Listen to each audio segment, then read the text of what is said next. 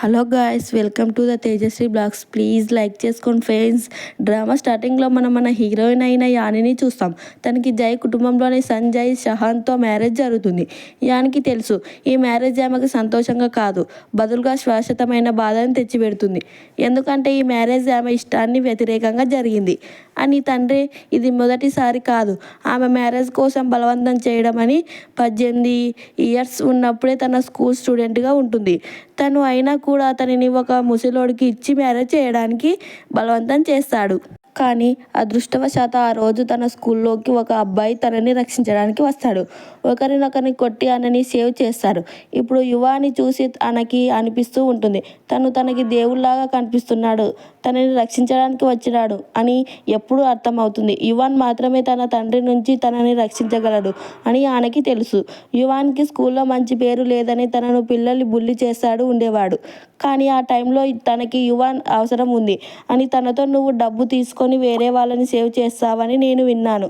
అయితే నన్ను కూడా నువ్వు ఈ మనీ తీసుకొని సేవ్ చేయగలవా అని అడుగుతుంది. దానిని యువాన్ ఏంటి నువ్వు నా గురించి తెలుసుకున్నావని అడుగుతాడు. దానికి అని అవును, నీ స్కూల్లో బల్లి అని నాకు బాగా తెలుసు అంటూ తనకి $20,000 ఇస్తా ఉండగా యువాన్ కోపం నేను నీ భిక్షగాడిలా కనిపిస్తున్నానా అని అంటాడు. దానికి అని కానీ ప్రస్తుతం నా దగ్గర ఇంత డబ్బు ఉంది, దయచేసి నాకు హెల్ప్ చెయ్యు, లేకుంటే నాన్న నాకు మ్యారేజ్ చేస్తాడు, నేను ఎవరితోనూ మ్యారేజ్ చేసుకోవాలని అనుకోవడం లేదని అంటుంది. దానికి యువాన్ అంటే ఇతను నా డాడీ, సరే నేను నిన్ను రక్షించడానికి రెడీగా ఉన్నాను, కానీ $20 నాకు సరిపోదు, నువ్వు వేరే మార్గంలో నాకు చెల్లించాలి అని యువాన్ యానిని బలవంతంగా కిస్ చేయడానికి ట్రై చేస్తూ ఉంటాడు. అని ఏడుస్తూ ఉంటే తనకు చాలా బాధగా కలుగుతుంది. తను దగ్గర వెళ్ళేసరికి అన్ని చాలా భయపడుతుంది. ఇది చూసి యువాన్కు చాలా కోపం వస్తుంది. తనతో నువ్వు వెళ్ళిపో దానివి కాబట్టి ఇప్పుడే నా కలవు ఎదురుగా దూరంగా వెళ్ళిపో అని అంటాడు. ఆ రోజు యువాన్ తన భర్తని చూస్తుంది. తనను ముసుగు వేసుకొని కూర్చొని ఉంటాడు. ఆనికి అనుమానం వస్తుంది, బహుశా అతనికి ఏదో ప్రాబ్లం అని. ఒక తప్పు భ్రమ కూడా కలుగుతుంది. ఆ వ్యక్తి యువాన్ అని తను ఆలోచిస్తుంది. ఇది ఎలా సాధ్యం? తను జై కుటుంబానికి ఏకైక వారసుడు. జై షహాన్ అని తెలుసు. షహాన్కు చాలా క్రూరమైన వ్యక్తి అని. షహాన్ యానిని తన దగ్గరికి పిలుస్తాడు. తన వాయిస్ కూడా యువాన్ వాయిస్ లాగానే ఉంటుంది. భయంతో అని షహాన్ దగ్గరకు వెళ్తూ ఉండగా షహాన్ తనని క్లోజ్గా లాక్కొని నీ పేరేంటి అని అడుగుతాడు. తర్వాత విషయాలు బయట పెడతాడు. అసలు యాని స్టార్ లాక్కొని నీ పేరేంటి అని అడుగుతాడు. తర్వాత విషయాలన్నీ బయటపడతాడు. అసలు యాని సిస్టర్కి మ్యారేజ్ ఫిక్స్ చేస్తారు. కానీ అందరికీ తెలుసు షహాన్ ఒక మానసిక వ్యాధిగ్రస్తుడు, ప్రజల్ని చంపి ముందు కూడా ఆలోచించని వ్యక్తి. అందుకే యాని తండ్రి యాగ్ని స్థానంలో యానిని సహోస్త మ్యారేజ్ చేయడానికి బలవంతం చేశాడు. తను ఆమెకు జై కుటుంబం ముందు తన నిజమైన ఐడెంటిటీ బయట పడకూడదు అని చెబుతాడు. తను ఈ మ్యారేజ్కి ఒప్పుకోవాల్సి ఉంటుంది. ఎందుకంటే తన తల్లి చివరి జ్ఞాపకంగా ఇచ్చిన బ్లెస్సింగ్, ఆమె తల్లి ఆస్తులు కూడా తన తండ్రి దగ్గరే ఉంటాయి.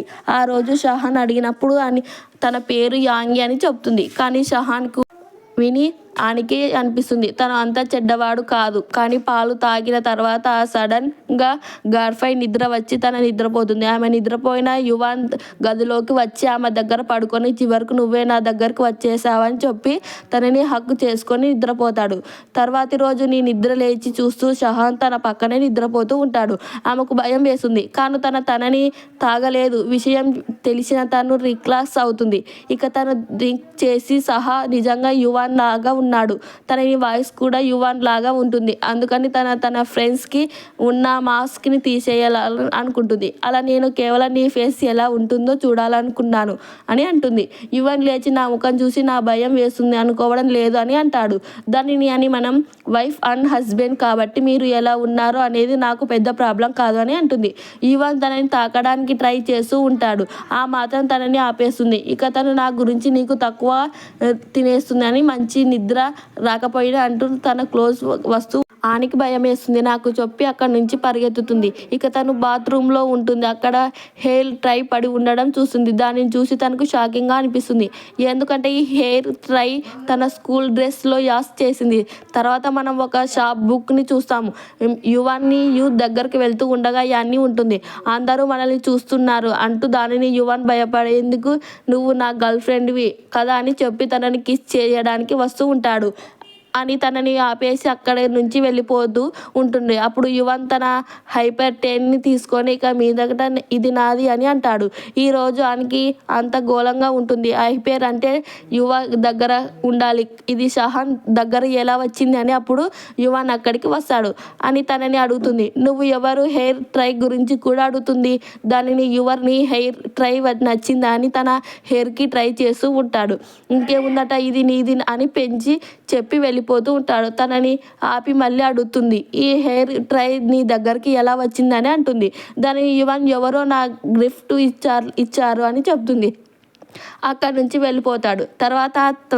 తర్వాతలోనే అతనికి తన డాడీ నుంచి కాల్ వస్తుంది. ఆమె తన తల్లి వస్తువులని తీసుకొచ్చానని, కానీ అర్థం కావడం లేదు. తను స్వయంగా వస్తువులు ఇవ్వడానికి ఎందుకు తనని వంకంతో పిలుస్తున్నాడు. నిజానికి తను అతన్ని చంపడానికి ట్రై చేస్తూ ఉంటాడు. అని తన డాడీ దగ్గరికి వెళ్ళేసరికి యువాన్ తనని ఫాలో చేయమని చెబుతాడు. అప్పుడు అని ఆలోచిస్తూ ఉంటుంది. హెయిర్ యువాన్ నా దగ్గర ఉంది, తను దాన్ని షహాన్కి ఇచ్చాడు అంటే షహాన్కు యువన్ గురించి ముందే తెలుసు అని. ఆమె ఇప్పుడు అదే ప్లేస్లో ఉంటుంది. అక్కడ యువన్ మొదటిసారి తనను తన తండ్రి నుంచి కాపాడాడు. ఆమె మొదటిసారి యువన్ కలిసిన ప్లేస్ తనకు గుర్తుకొస్తుంది. యువన్ నేను నీతో ఉన్నంతకాలం ఎవరు నిన్ను భరించలేరని ఆమె ఆలోచిస్తుంది. ఈ రోజుతోనే నేను యువన్ చూసి ఫిక్స్ అయిపోయాను. సడన్గా ఆ ఫాన్స్ అన్ని దగ్గరకు వచ్చి ఆమెను చంపడానికి ట్రై చేస్తూ ఉంటాడు అని తనకి కొట్టి ఆకు నుంచి పరిగెత్తుతుంది. ఎలా ఆలోచిస్తుంది. మనసు యువన్ నన్ను కాపాడు అని, ఇప్పుడు నన్ను ఎవరు కాపాడుతారు అని అనుకుంటూ ఉంటుంది. కానీ ఆమె షహాన్ తన ముందే నిలిచి ఉండడం చూస్తుంది. అతను ఒక్కసారిగా ఆ మనుషులను చంపడం మొదలు పెడతాడు అని షాక్ అయి చూస్తుంది. ఆ రోజు షహాన్ పూర్తిగా యువాన్ లాగా కనిపిస్తాడు. నేను షహాన్ని నీ చూపడం యువాన్ ఎందుకు గుర్తుకొచ్చాను అని అనుకుంటూ ఉంటుంది. షహాన్ యానితో భయపడకు అని చెప్తాడు. అంతలో ఫ్లైట్లో యువాన్ ముసుగు కింద పడిపోయింది అని తనని అక్కడ చూసి షాక్ అవుతుంది. యువాన్ వచ్చి గుండ్రాలుగా చంపడం మొదలు పెడతాడు. యువాన్ తిరిగి తన మాస్క్ని వేసుకుంటూ అని తన పేరుని పిలుస్తూ అడుగుతుంది. నువ్వు ఇక్కడ ఏం చేస్తున్నావు? యువాన్ తనతో సరిగా చూడు, నేను యువాన్ కాదు, నీ హస్బెండ్ను షహాని అని అంటాడు. అని ఎంతో మాట్లాడబోతూ యువన్ ఆపి, ఇప్పుడు నా మీద దృష్టి పెట్టకు, వాళ్ళని చంపడానికి ఎవరు పంపరు, అది ఆలోచించు అని అంటాడు. ఆనికి అర్థమవుతుంది తన డాడీ వల్లనే ఈ మనుషులను ఆమె చంపడానికి వచ్చారని. తను షాక్ అవుతుంది. ఇక్కడ నీ డాడీ సంతోషంతో ఉన్నాడు ఇప్పటికీ అని, చనిపోయి ఉందని అనుకుంటూ. వాళ్ళని గ్యాంగ్ కుటుంబం గురించి ఏమీ భయం లేదు. ఇప్పుడు వాళ్ళకి కుటుంబం నుంచి ఎంతో బ్రైట్ మనీ వస్తుంది అందిస్తూ ఉంటాడు. షాకింగ్ కూడా చాలా హ్యాపీగా ఉంటుంది. ఈ డబ్బుతో తన కోసం ఏదైనా ఖరీదైన వస్తువులను కొనుక్కోవచ్చి. అంతలోనూ యూనివర్సిటీ కలిసి అక్కడికి వస్తూ ఇద్దరు వాళ్ళని చూసి షాక్ అవుతారు. యువన్ కోపంతో అరుస్తాడు, మీ ఇద్దరు నా వైఫ్ని తాకడానికి ఎలా ధైర్యం చేశారు అని. యాని డాడీ యువన్కి సారీ చెబుతూ ఉంటాడు. కానీ యువన్ మీరు ఈ తప్పు వ్యక్తిని క్షమాపణ అడుగుతున్నారు అని అరుస్తాడు. తనను వాళ్ళని క్షమించమని అడుగుతాడు. కానీ వాళ్ళని క్షమించడానికి సిద్ధంగా లేడు. అలా నేను కూడా మీ కూతుర్నే కదా, ఇప్పుడు మీరు నాతో ఇలా ఎందుకు చేశారు అని అంటుంది. దానికి ఆయన, నువ్వు నిజంగా నా కూతురివి కాదు, నేను నిన్ను పెంచాను అంతే.